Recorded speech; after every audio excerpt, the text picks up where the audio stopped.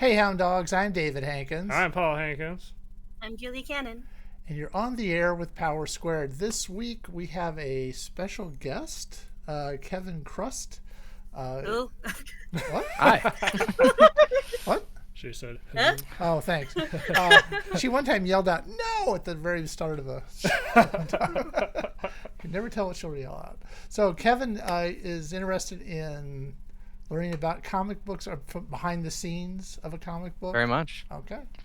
So, and you two know each other. We do. Through Yeah. Discord. That's we always like to introduce how we know somebody or how somebody knows us. Yeah. Yeah. So yeah, I know Julia and And you've actually read Unfortunately. Power Squared, which gives you a leg up. have read Power Squared. It's a really fun comic. You guys capture a really fun energy with it, and the art's wonderful, and yeah, it's a good time. All right. Good. Well, that's not what we have you on the show, but I'm always amazed that someone's actually read it. So. Yeah. Because what's the old saying is you show a guy where a comic book store is, he'll be broke for a week. If you show him how to make one, he's broke for life. So anyway, you want to be broke for life. So let's. What questions do you have for us? So I think it more so comes down to the process. I mentioned this a little bit before we started, but I think in the modern day, especially with a lot of the types of content and things that you see with the in-depth behind-the-scenes stuff with film and television and music production and even with animation at this point. And I feel like comics, I'm not sure what the reason is, especially with the popularity of things like the MCU and things that have, come from the inspiration of comics. But comics don't seem to have that kind of a back catalog of like information unless you go back to, the old editors stuff and the old Marvel issues and Right. DC issues and things of that nature.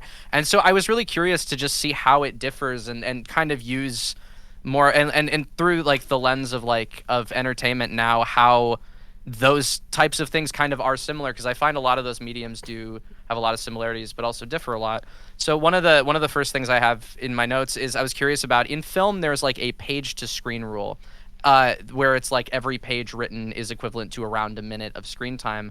I was curious if is there an equivalent of that for comic books? Like, is in terms of script writing, because I know it can vary based on the number of panels and how in-depth the panels are, but like in terms of script format, I know there's not a traditional standard for comics, and I was curious sort of what your approach with Powers Squared is to how you write, and if there is anything you keep in mind in terms of pacing and timing like that while you're writing, or in terms of like page count.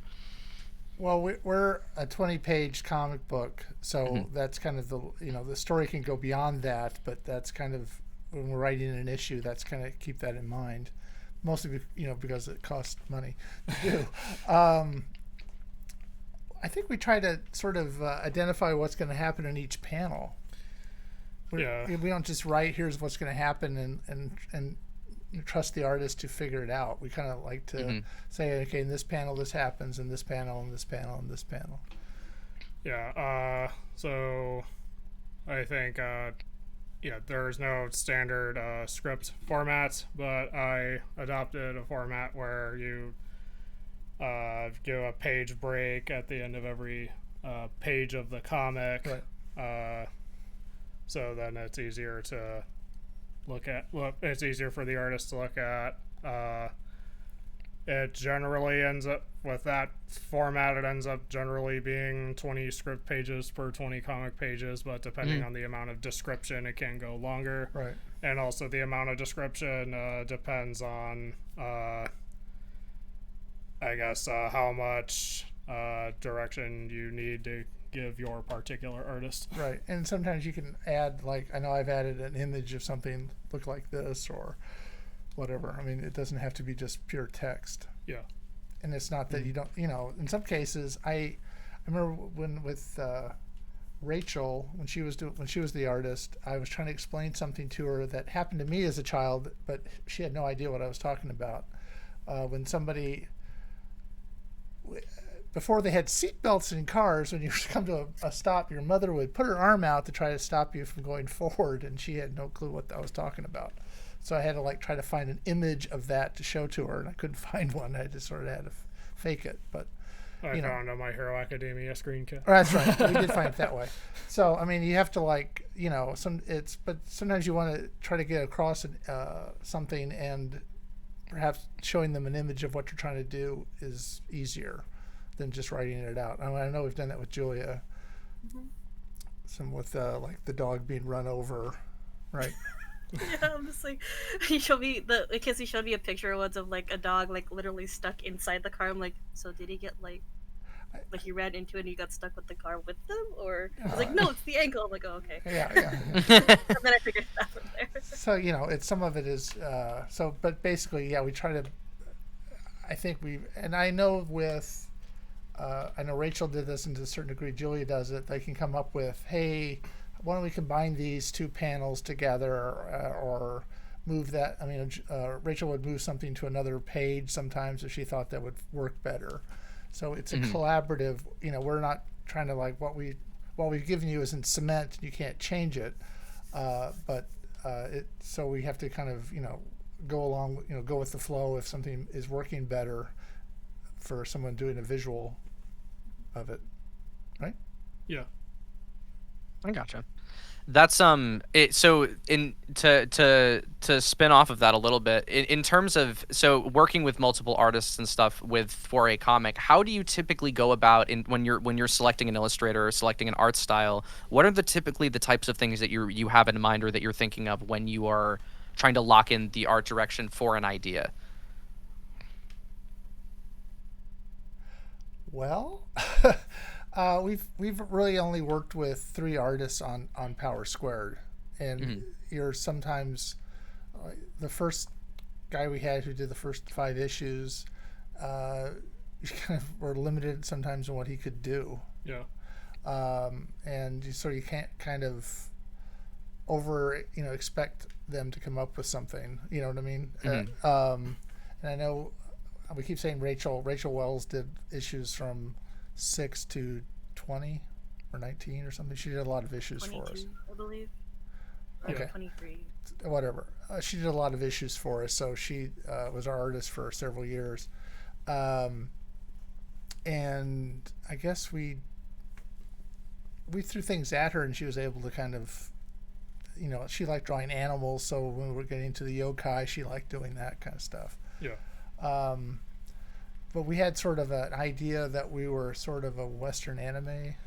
Kind of an anime-esque art style, but not trying to full-on copy it. So, like, for example, like Avatar: The Last Airbender was anime-inspired. Right. So we were kind of going for something that was also, what was it, Megas XLR? Yeah. Oh yeah, I remember Megas XLR. Yeah. So I think that was the example we used when we were trying to first find an artist. We tried going through something at Comic-Con and WonderCon called the Comic Creator Connection, which is basically speed dating for writers and artists. And we did that like 4 times. Yeah. And almost had a date out of it, but that kind of fell apart. And we ended up finding the first artist in a Facebook group. Oh, interesting. Yeah, because actually there was somebody that I was interested in trying to approach, and I noticed that he was in this Facebook group, and so I thought, let's try them. And so we found several people wanted to draw it, so we said, okay, here's a page, and draw it, and we'll see which one we like better. And this one guy did pretty much a full scale inked page. One guy did it sort of on the back of the script, kind of a deal. So we went with the guy that did the full page, and again, we had him for like 5 issues, and it was taking a long time to get the 5 issues out. It wasn't working out. Yeah, and we had a colorist. We'd had 3 colorists by that time. The first colorist didn't work out at all. We had to like junk everything he had done, and we found one through Chip Mosier at Comixology.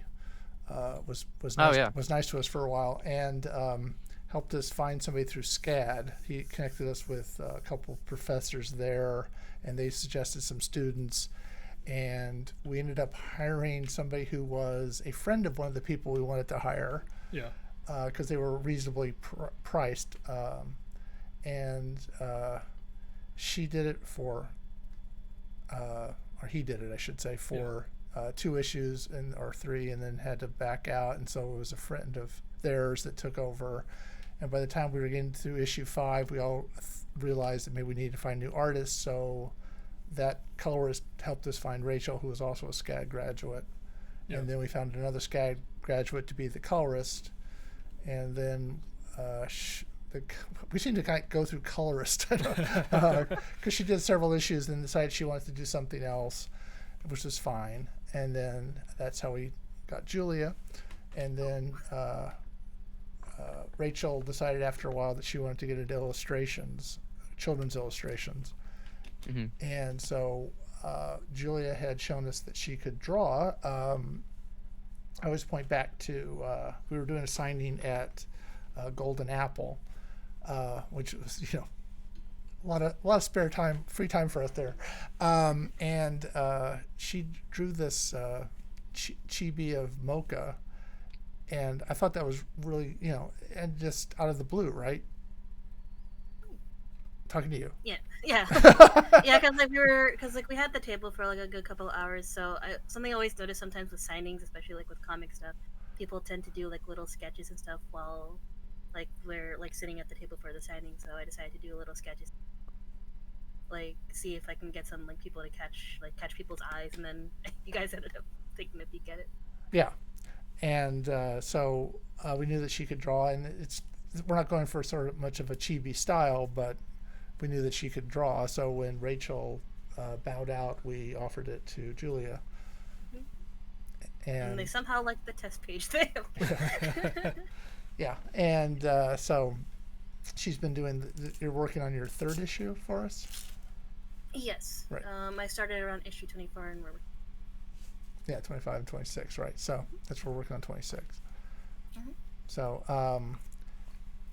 basically, you trust that if you come up, we're not coming up with too fantastical of a circumstance, really. Right. So we're, we work with her in this case on like the issue we're working on now is she'll do sort of kind of like placement, right? Mm-hmm. And then she'll then take it and we'll talk about it and make changes, and then she'll do a sketch, and then we'll look at that, and when it's finished, she inks it, and then hopefully give it to Jen at some point to color. So anyway, I don't know if that really answered your question or just talked about. No, very much. No, I mean, honestly, that answers a lot. It answers a lot of the stuff I was going to follow up on with that. I think it's very interesting because you see, as I was referring earlier, how there are a lot of similarities between screen and comics, specifically because of the way that things are visualized, but also just how they diverge and how it's like seeing the similarities between things like working with a director of photography and working with an illustrator, and how you describe that and how you break that down. And I think you covered a lot of that in that answer. Okay. So, it was a very good answer. The so once you have a finalized issue and you are getting to the point where you're getting ready to print, are there things other than like the number of sides and things like that you're looking at in terms of preparing it once it's finished, when you start to prepare it for publishing? Are there things you keep in mind for digital publishing versus physical, or vice versa? Or well, we basically use a template that I guess it's Kablam's, which I'm sure is probably more of a universal template, but they have it up on their website as far as where the margins are and all that. And we don't really make a differential between digital and print as far as the layouts or any of that kind of stuff. I noticed with some of the earlier issues, that whole little margin thing was kind of higgledy-piggledy, kind of, it wasn't all very. So I have to go back and I spent a couple of days going back to the first trade that we did, and I probably didn't have to do this, but I went back and redid all the margins, and because a guy in Australia had talked about it to a teacher there, had mentioned talking about creativity, talked about our comic book, because we're connected on LinkedIn, and I was really happy to hear that, and he said that they liked the idea, so I wanted to send them a trade so he could show it to them or whatever, give it to them. And so I decided I should go back and redo all the margins on the first trade, because I think the Kablam version wasn't as good as the Artithmeric one was kind of lined up, but the Kablam one wasn't. Right. So I went back and redid all those margins and sent it to him, and he was going to give it to his kids, or I don't know. I think they're college students actually. When I say kids, but you just you want to make sure it looks good. And then we've had it where we do a proof with we have right now 2 physical printers that we use. One is Kablam, and they put it up on their site called Indie Planet. And we also work with artithmeric.com, which is out of London. And they do kind of, they used to do kind of a different size, but now they kind of come back to sort of being more of a universal size. But they also gives us sort of a presence in, England or whatever. And we'll send off proofs, and then we get those back, like with issue 22. Yeah. There was some coloring that we needed to get fixed. So, Sorry. right? No, but I mean, I'm just saying, part of what you want to do a proof to see that it looks good on the page, and that's a way of finding cheaply, before you give it to everybody in the world, hopefully, something that jumps out. Because I know that in the process we've had before, where you see it visually inked and you see it colored, then, oh wait, that's not right. I mean, every step of the way is a different, look at it. Yeah. And we've had the situation before where we've gone back and changed a character because it didn't look right. I mean, it would look like another character, and so we wanted to go back and sort of change that. And that's been at the almost going to print stage. Right. So I think we're always trying to look at it at every little stage, and so the proofs is sort of like, what's it going to look like printed? It's another chance to sort of go over it. And something I've learned that I heard that stuck with me is the letterer is the last line of defense. Right. And our letterer is actually Trevor Hankins, who's my son and his twin brother, and so he's sort of the last person to say something usually if there's. But you mentioned in the that you do for character designs and how you're checking for consistencies in that and consistencies between characters in the printing process. Is there for how you work with the story and with what you're doing, do you typically do character designs while you're like pre-production tossing around an idea, or is it more of a in the context of the scenes you begin to start, or you leave it to the artists? Well, it depends really on and Julia can speak to this if she wanted to. It depends on the character. Like, we have a character in the current issue that's sort of kind of he's a returning character from another book, but we want to have sort of a certain look for him. Julia, do you want? Yeah, so like when we were talking about it the first time, he just gave me like a generic description, like, oh, he's gonna be this yokai, he's gonna be this ethnicity and all that stuff. And then I piggybacked on that, and then I tried to think of like a concept, and the one thing I didn't get in the first passing was if it was a boy or a girl, so I sketched up a mock of like a boy and a girl, and then I gave him that. And then I think after they saw like the sketches of them, we talked about it for a bit, and then they talked about the idea of like, what if we make it like one of the characters that the artist prior, Rachel, did for. So then after that idea flew up, they thought about it for a minute, and then I just told them, like, once we figured out if you guys wanted that design or something entirely different, let me know. And then after about a day or two, he messages me going, let's go with the yokai, or sorry, let's go with the character from this issue for this one. Yeah. And then I just went from there. I did a little modifications to it just to prove that some time has gone by, and then like that's how I did it. But usually when they want like a specific description for a character, they would give me a description, and if not, I usually either put it as like fair game, like I get to decide, or I end up asking them like, hey, did you have an idea for that? If they say no, we'll leave it up to you, then that's when I start thinking on like how to do it. And that's when we get really nervous. No, I'm kidding. No, kidding. I mean, as you should. Yeah, but it depends on. I mean, like for the main characters, we wanted to have a certain, that we want them to look alike, but have some Right. differences and things like that. So it depends on really how big of a character it's going to be, really. Right. And I know we have a lot of yokai in the issue that we're working on, and so Julia drew her first shot at what those would look like as yokai, right? Yeah. But there's Yeah, I think I just I think for that one I was just watch usually I'll watch stuff whenever I work, and I know sometimes especially with the group you wanted it was gonna be multiple people, so I just kind of took caution to the wind and then just sketched up the first few guys I can think of, because I know in terms of the group I wanted them to look distinct, but I also didn't want to I guess overstress that to a point where it's it didn't matter anymore, if that makes any sense. So Yeah. I did the best I could with that one.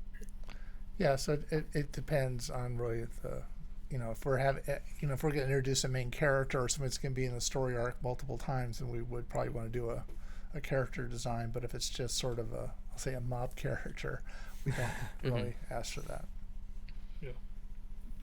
In terms of this one might be more for Julia, both working on the color and the illustration side. Are there typical things you're thinking of in terms of coloring for differentiating characters? Do you look at color, or do you use color to represent different characters in different ways, or does it really kind of just depend on the scene and how you're trying to illustrate a scene as a whole?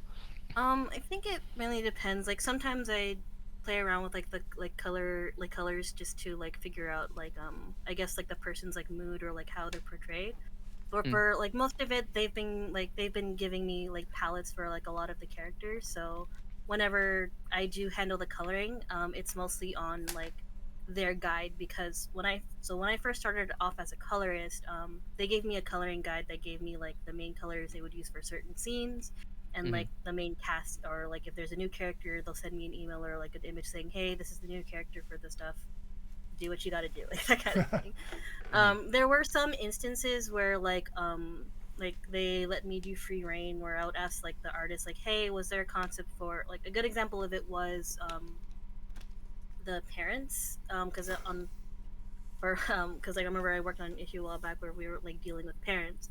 I was not given a color guide for that. So when I asked the artist hey, did you have an idea for the color palette for this one, she said no, I didn't. I figured you would take care of it, which I did. So it was one of those things where the main thing I thought of is just I wanted to at least have one parent have the characteristics that Marty and Eli had. So it's one of those things the more you play around with the characters you have on hand, you have a good idea on how you're going to color the rest of the characters you get in the future, say if you do end up, or you give someone free reign for that. Another good thing to do too is just as a general thing is when doing the coloring, play around with the grayscale, because obviously you do not want things to overlap with each other too much. So when you put it in grayscale, you're able to differentiate between what's the object and what's the character, and what color matches will work at the end of the day. So if that answers your question. Yeah, I think that answers it very well. Is there anything that either of you have to add in terms of because I know Julia said that sometimes the palettes are provided. Are there things that you're thinking of when you're trying to come up with characters specifically, or does it just kind of depend situationally? You've introduced a new character. Yeah. So I wrote 2 issues. One of them is on the back burner still. Yeah. Or hopefully it'll be lettered soon. Yeah, it's in final stages of production, and one of them already came out.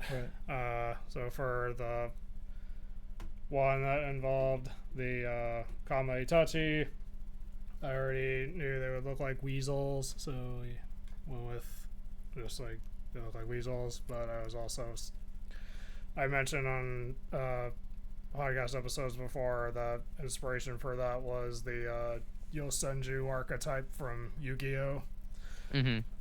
So we also took a little bit of inspiration from that interpretation, while still sticking with the weasels. But in that case, Rachel came up with the coloring, Yeah. the final coloring for all that. Yeah. She designed them. And then for one that was that we're still finalizing. That involves a Yukiona, which is more humanoid. So for that, I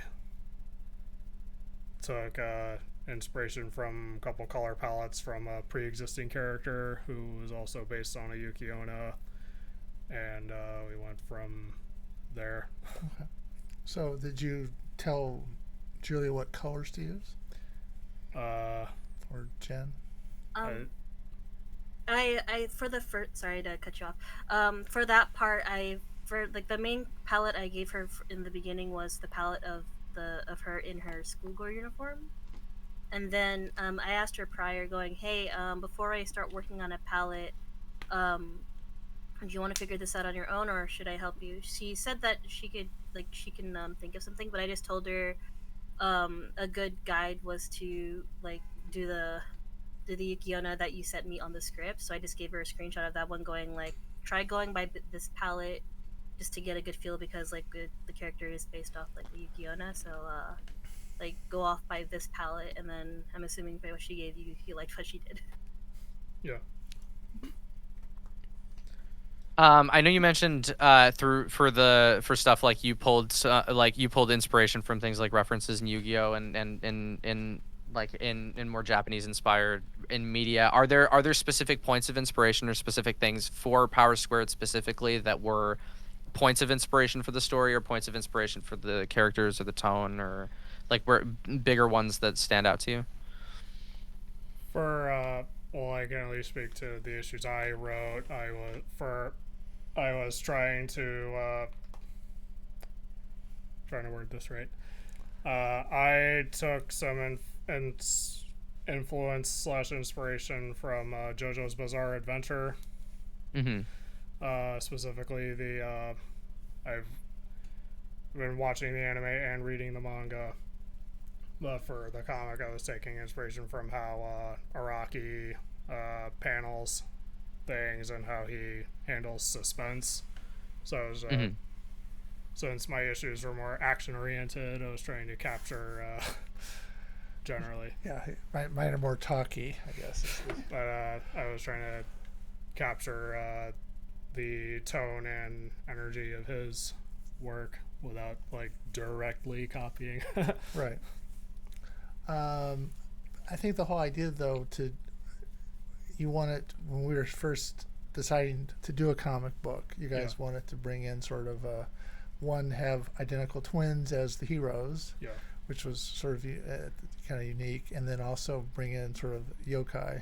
Yeah. So it was sort of how they got their superpowers was from a yokai, right? Yeah. Yeah. So, I mean, there was some bigger influences outside of, just starting to do it, with certain ideas that we wanted to work with. Yeah. Right? Yeah. Okay.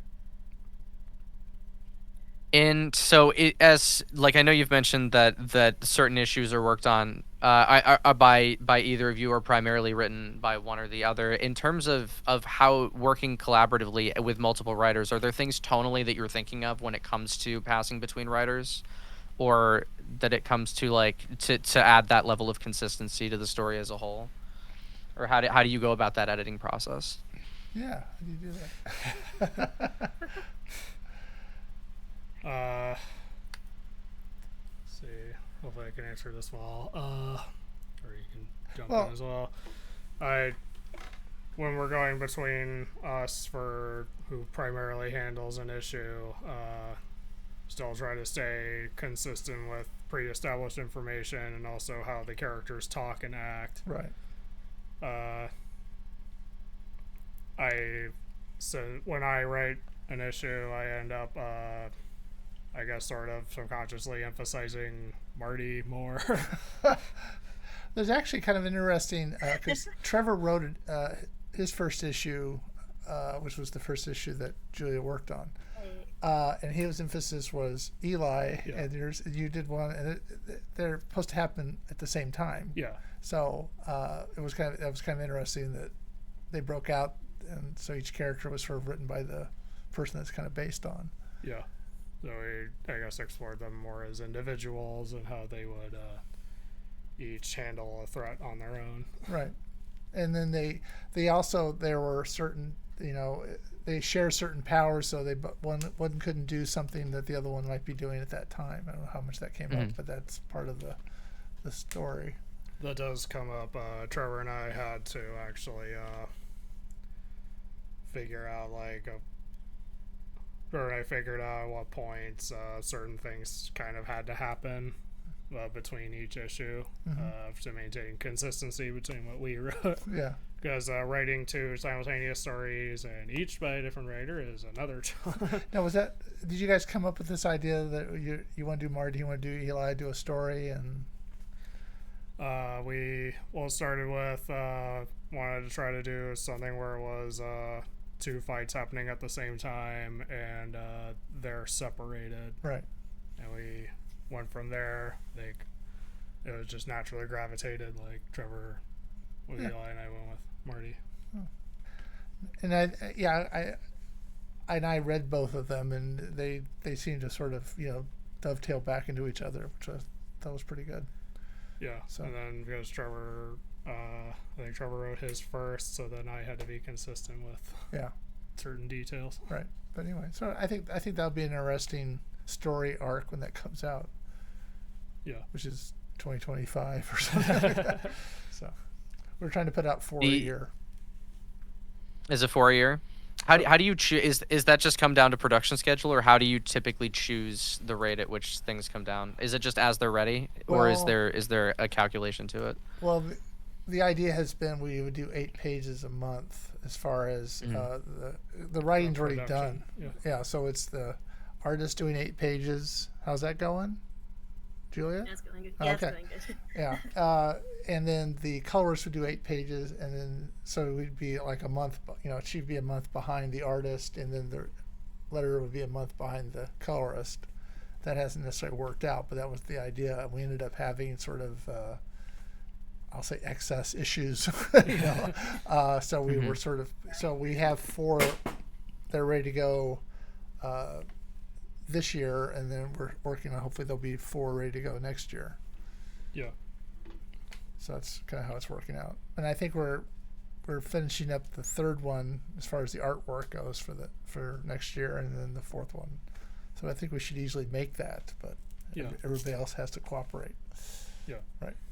So, but it just sort of it worked out that way. We were putting out in the beginning. We'd put out 2 issues at a time. Right. Yeah. And then we said, we should really space these things out. Yeah. We would do a story arc at a time. So the first time was 2 issues, the second time was 3 issues, and then we decided, we should break these up. Because otherwise, I was putting too much space between releases. Yeah.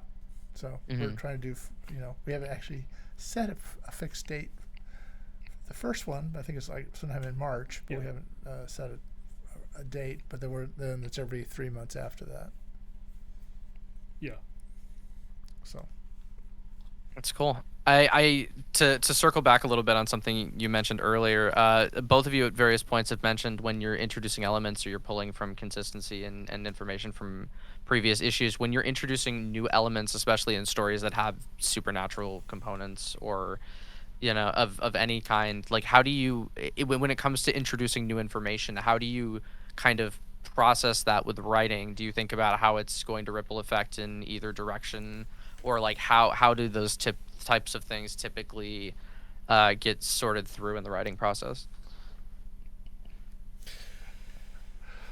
Well, first, when you're introducing a new element, you have to make sure it's consistent with it fits in with what was previously established. Yeah, we've kind of set certain, they only have so many powers and things like that. We're not trying to, and now they can introduce fireballs or something. We're not trying to do that. So right. We're working with the sort of a set of powers that we set up earlier, but then other characters have different powers. So then when we introduce new characters or new elements of the world, that opens up more storytelling possibilities. Right, because we were in the first issue, we introduced a lot of characters that come back in future issues. Yeah.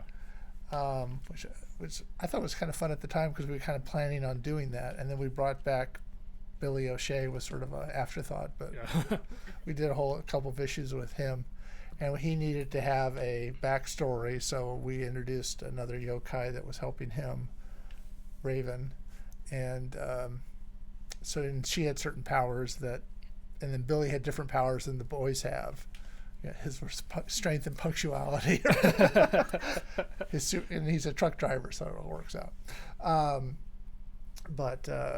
So it's fun to introduce other yokai and other characters with different sets of powers and stuff. But as far as Marty and Eli goes, we've kind of sort of given them a set.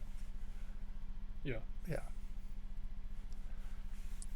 When writing ongoing continuity with things, not just continuity, but when writing ongoing stories of that nature, especially with introducing various like villains, and in the case of Power Squared with the yokai and things like that, how do you typically choose what is going to come up when and in the stories? Like what is the inspiration that's driven some of the antagonistic choices or the introductions of new elements? Like what in throughout, like thematically or tonally or pacing wise? Like we planned it out. It's kind of fun. I think I know we can go back to let's say Billy O'Shea. We introduced him in the first issue as this kid on a video that Dr. Atlas is showing to a seminar, showing somebody that has power, superpowers, and we decided that what happened to him, so we kind of brought him back, and sort of he's got the same issues they do. This Dr. Atlas guy is trying to get his blood, but then you find out that he's sort of kind of did a little switcheroo where he's kind of working for Dr. Atlas to bring the boys in, so he'll be left alone, that kind of stuff. So kind of I think there's a tendency to have things get more and more serious as you go. Yeah. But you still want them to be kind of fun. Yeah. And so, we bringing him in and then coming up with a yokai that would be sort of his, I don't want to say keeper or helper or whatever. The sort of relationship that they have with Mocha. Like a mentor. We were able to sort of come up with somebody that has totally different powers, and how did they meet and all that kind of stuff. You want to sort of keep it kind of familiar but different. Yeah. Right. So. Like honestly, when I saw that page for the first time of Billy just what he was doing, I had to go back to the issues. Wait a minute. I had to do it. Wait, is this what I think it is? Also mention Power Squared, the issues we came up with after the first story. We came up with scripts we came up with ideas for other stories, and they weren't necessarily produced in the order they were written. When we figured it was the right time to produce that, those scripts also got some rewrites to fit in with where it actually is now. And actually when we did the first, we remastered the first trade, we went back and kind of tried to maybe a little bit of dialogue here and there to sort of make it fit more with what's going on in the book. Yeah. We didn't change any artwork, and we didn't really change any of the story too much, but just maybe something that might hint at something going on in the future. Yeah. That maybe we hadn't thought of when we wrote the first 5 issues, and I know that in the second trade we sort of fixed an issue. Yeah. That some dialogue that everybody liked, so we tried to fix that. So we don't want to go back. We don't want to go back and revise anything anymore, especially the first 5 issues. We're done with those. But you just you want to sort of keep it sort of consistent throughout. When you go back and have made changes like that for the physicals. Have you gone and done so for the digitals as well, or do you leave those in their original form? I know we did for the physical. I don't know if we did went back and changed the digital. I don't remember doing that. Yeah, I think we did. So there's multiple versions out there, I think. Yeah, and we came up with SRCC Press as a sort of the action. The boys are going to San Ramiro Community College, the home of the Hound Dogs, as we're all wearing the T-shirt. And we was like, maybe have I don't know who is publishing our books. We decided to sort of have it be a university press, so it's SRCC Press, and we actually went back and put that on some of the physical issues, the previous ones. Yeah. But we really haven't messed with the digital too much. I don't think so. Yeah, I think whatever's out there is out there, kind of deal. And we didn't. That's fun. When we redid the stories, I think we have it where we could, if we're going to print the first 5 issues again, I think it's going to encompass the changes that we made. But as far as going back and changing something, and even if you sign up for the newsletter, you get a free issue sent to you digitally, and it's the same. The first issue that we put out. Yeah. Exactly the way it was. So.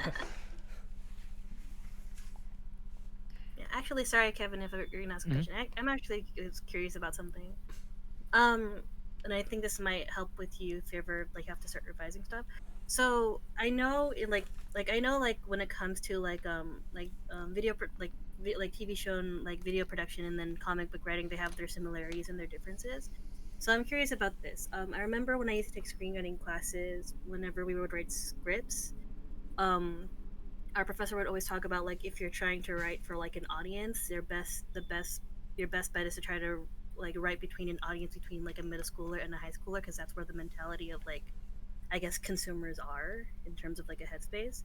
So would you say you would follow that in turn with comic book writing, or would you how would that go about when you're writing something? Would you write it within the mentality of writing for the audience of say said middle schoolers and high schooler mentality, or would you still try to I guess go off against the grain on that in terms of writing the story itself? Who are you asking? You. Oh, us. I think we were trying to write it with the idea that these weren't kids, little children reading it. Yeah, of course. We were trying to sort of, I think, kind of go for a college age, because that's who the characters are. But then that means you're kind of aiming it at sort of high school kids. And so we're not trying to be keep with the hip lingo or whatever. So we're just kind of trying to, and we actually gave Marty sort of this idea that he would have these older references, right? Yeah, he speaks in outdated slang. Yeah, so there's just sort of a way of sort of not trying to keep up with that kind of stuff. So we're trying to make them more. Without doing that, you're trying to make it last. I'll say last longer than the current. Whatever. In 5 years, what are they saying here? I don't, you know what I mean? So we're not. You're not trying to date it. No, we're trying not to date it. Yeah. Sorry, Kevin. But No, usually, that- but actually, the average reader in America supposedly reads at a 6th grade level. I mean, that's what newspapers used to shoot for. So you're not trying to write really complex. Too complex. You're not using the word astronomical every other time. No, you're trying to make it sort of be a general, Yeah. people could pick up on it without necessarily having to think about, does that really work scientifically? I mean, I think that kind of encompasses everything I had to ask, or everything I was curious about. Okay. So tell us, what idea do you have to work on? So I'm working on it's a post-apocalypse story. I'm trying not to say too much about it at this point in time, just because it's being shopped around a bit, and it's still being worked on and solidifying the first handful of issues in the scripts. But the essential concept is it's an apocalypse story, exploring human morality in a setting where where a portion of the population vanishes essentially, and how that affects the eco-structure and the economy structure and the social structure, and how different people process and do that. And it's more or less an exploration of human ethics in an extreme situation. Wow. And so it's meant to kind of lean on a lot of the types of things. Like there's a lot of inspiration from The Last of Us, and I mean obviously there's things with you can look at with like Infinity War even, and Infinity Gauntlet in the comics, how that ripple effects through other comics and other characters and stories and things like that. We were once on somebody else's podcast, and there were other creators on there, and they were all telling these, ours is post-apocalyptic. We said, well, we're pre-apocalyptic. The world hasn't ended, and this is what's going on. Okay, well, when you get closer to actually putting something out, you can come back and be a guest on the show and talk about it. I would love to. That sounds great. Thank you very much. Sure. I would love to. And so the thing that we learned after the fact is who do you think is your Ideal reader. Yes. My ideal readers are typically people like I would say early 20s to mid 20s, people who are exploring the more like the line between multimedia and art house stuff on the more film side of things, but might be more open to the cross-platform multimedia stuff that you get with modern digital and streaming releases, but more or less on the comic side. So it's to appeal to the group of people who are looking to get a little bit more than just a reading experience, because there's also tie-in stuff that ties into other things I'll be doing with animation and film that tie into the comics. So it's a very much a multi-platform experience. Okay. So, but the comic is essentially the core element of that, and that's where the majority of the narrative is taking place. Because we were told that you should have your audience ready to go before you put, which we found out after the fact. But one of the things we were told was you should have like a fan base built up before you start putting anything out. So that's always like you're a fan of the concept I have, but so that'd be our advice to you too. I guess I'll suggest it's a big thick book, which we've read after the fact. The Business of Independent Comic Book Publishing. I will write that down. Gamal Hennessy, who is he knows a lot of stuff. He's really smart. I will definitely give that a read. Thank you very much for the recommendation. Sure. And again, I wish we had read this before we did it, but we just decided we wanted to do a comic book, and we just started doing it. We knowing nothing about actually doing it or how to publish it or whatever, and so we sort of fell into. We figured digital would be the easiest when we kind of fell into comicsology. Yeah. And we actually, again, we made sort of a connection with, because we were doing the Comic Career Connection, and they were sponsoring that, and we just couldn't find a connection. And I think I wrote an email to Chip Mosier, and not knowing who he was, saying, we're trying to do this, and he goes, yeah, I had the same problem, blah blah blah. So he suddenly kind of liked us and was helpful to a point. Yeah. We never made a dime off Comixology, as far as I can tell. And now it's pronounced Kindle. Yes, now it's Kindle. And we just go right through Kindle publishing as well. So we're available, just so I know you're dying to know this, but we're available in print and digital. So there's two print sources. Indie Planet also does digital. We're also on Global Comics. Yeah. And we also are on Kindle. And so it's a way for other, different formats, but it's all the same story. We don't really change anything for them. Right. But just want to make sure that you have it. We want to be on enough platforms that if somebody really wanted to find us, they could, but not be like trying to be on too many at the same time. Yeah. It's a focused but selected group of specific platforms. Yeah. Well, I think Gamal mentioned. And then we're also he's the one that got us into Global Comics. It was his idea, and then he also thought that we should be in libraries. Yeah. which is easier said than done, because libraries buy from certain people. They don't just. Right. We tried with CSUN, which is where they went, and it's Yeah, close that by. didn't work out. Yeah, they were like, if we gave you the book, yeah, we'd sell it. We wouldn't put it on the shelf. Okay, and so we finally were able to make a connection with Library Pass. And it took a long time for them to get around to. I mean, I reached out to them, and we're not ready yet to talk to you. And it was like I'd say a year before we actually got around to actually connecting. And we're now available. At least the first trade is available on Library Pass. Yeah. And the second trade, which we did only for them at this point, should be available soon if it's not. But that's another avenue. Digital. It's digital. Checking out, I guess. Whatever. Yeah. So it's another way of trying to hopefully make some money at it. Yeah. As I say, I think I'm the one that actually hasn't made any money on Power Square, and you. Right. But everybody else has made something. Like Julie's made money on it, and Rachel and Jen and Trevor. But Yeah. I have not yet really made any money. So good luck with yours. Well, thank you. I'm going into it expecting it to not make much, but we'll see how it we'll see how it goes. You never know. And some people they hit it and they're, I don't know if anybody makes a living doing it, but the other thing is people I think make a living off Kickstarters.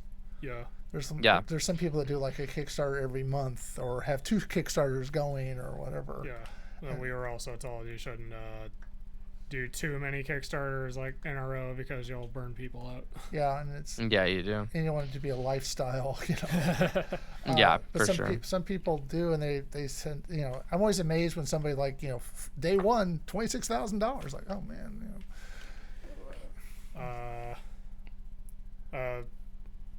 Well, the opportunity, I wanted to give another bit of advice with writing the script. There's something I read that Alan Moore said about a number of words in a panel that I tried to stick to, which was what he learned from his time at DC, and it was basically no more than 25 words in a balloon and no more than 35 words total in a panel. Which is also something we learned after the fact. We try to make That's very good advice. Yeah. Like that's really cool. Yeah, because And then you I'll don't, say this. Oh, sorry. so then you don't overcrowd the. Yeah, it makes Yeah. perfect sense. That's good advice. I'll say this one too, because like when I used to take screenwriting back in college, if you do have an idea, it's best just to blurt it out as best as you can in your script or your paper, and then once you jot all the ideas, just like stick it in the drawer for like a few days and don't look at it. Yeah, and come At back least to it. That way, at least that way, when you do look back at it, you'll be it with a fresh mindset of just having a jumble going like, no, this is terrible, but throw it in the shredder. Yeah. I've done that too. All right. Do you have any other questions for us, or? I think that covers everything. Thank you guys so much for taking the time. Yeah, we're happy to do it. Yeah. I guess one last thing. Uh-huh. I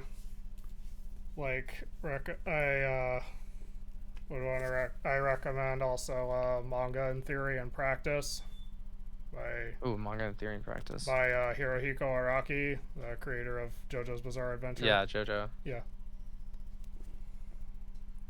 Got it. Absolutely. I didn't know he wrote a book. I will definitely check that out. It's at the very least it's interesting to read a Japanese perspective of writing, Yeah, sorry. especially for someone who was successful in Shonen Jump Right. Yeah. and Yeah. It's a whole Ultra nother- Jump. Yeah. And since you mentioned you're writing a post-apocalyptic story, I also would mention I also liked the game Death Stranding. Yeah, Death Stranding's great. Yeah, I liked how it explored like while it could be silly at times, I also liked how it explored humanity actually trying to kind of reconnect after the apocalypse. Also, if you're going to have fight scenes going on, we'd recommend another book, Fight Right.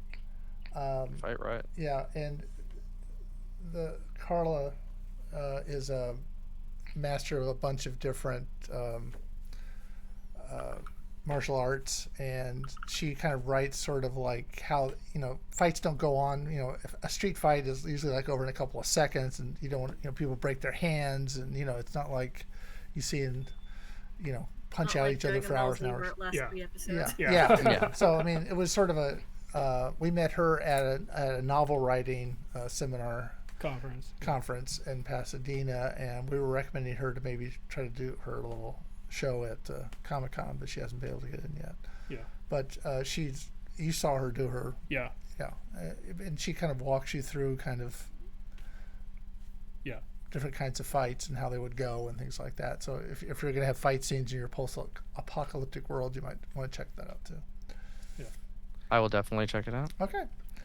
So I think that covers it. It covers it.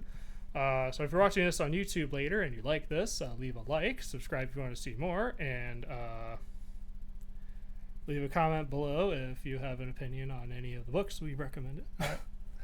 So until next time, I'm David Hankins. I'm Paul Hankins. I'm Julie Cannon. And you've been on the air with Power Squared. Bye.